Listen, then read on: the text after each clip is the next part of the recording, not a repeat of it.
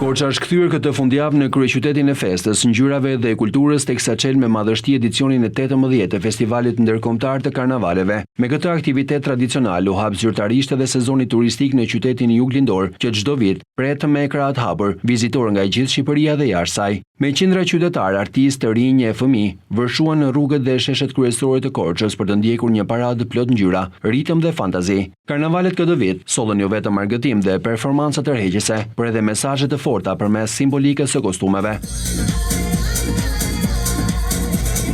Zamira Kita, aktoria korçare që është çdo edicion pjesë e këtij festivali, tregon se përmasat këtë vit kanë qenë më të mëdha se kurrë më parë, me 400 kostume dhe 10 performanca tematika. Si gjithmonë karnavalet e Korçës sjellin gëzim, alegri, sigurisht edhe tematika, por shumë kostume, shumë maska, shumë performanca.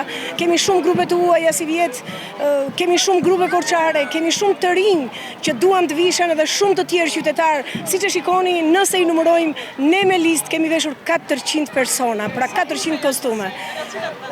Ne kemi 6 grupe të huaja dhe 22 janë të Korçës. Nga grupet e huaja kemi nga Greqia, kemi Polonia, Malizi, Maqedonia e Veriut dhe Bullgaria, që ka sjell 2 grupe bashkë. Kjo fest u kthye në një platformë të hapur për artin dhe kreativitetin, ku të gjithë patën mundësinë të shpalosin identitetin dhe mesazhin e tyre përmes kostumit. Aktoria Ilda Pepi ishte një nga surprizat e këtij edicioni. Ajo kishte krijuar 5 veshje të ndryshme për kolegët e saj, duke i përshtatur me dëshirat dhe ndjesitë e saj personale. Këtë vit ishte një maraton komplet ndryshe për mua. Këtë vit vendosa të zgjedh dhe të krijoj jo vetëm një veshje, por 5, të vesh të gjithë kolegët e mi me të gjitha emocionet, dëshirat dhe pasionet e mia t'i hedh në veshje karnavalesh.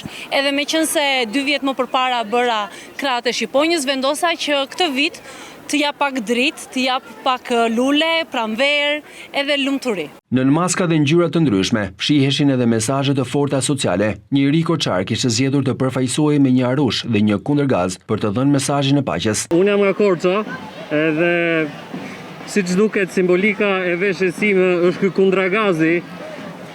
Edhe ky arushi këtu që do të thotë më mirë të heqim kundragazët edhe të mbajmë dashurinë që janë arushat e bukur.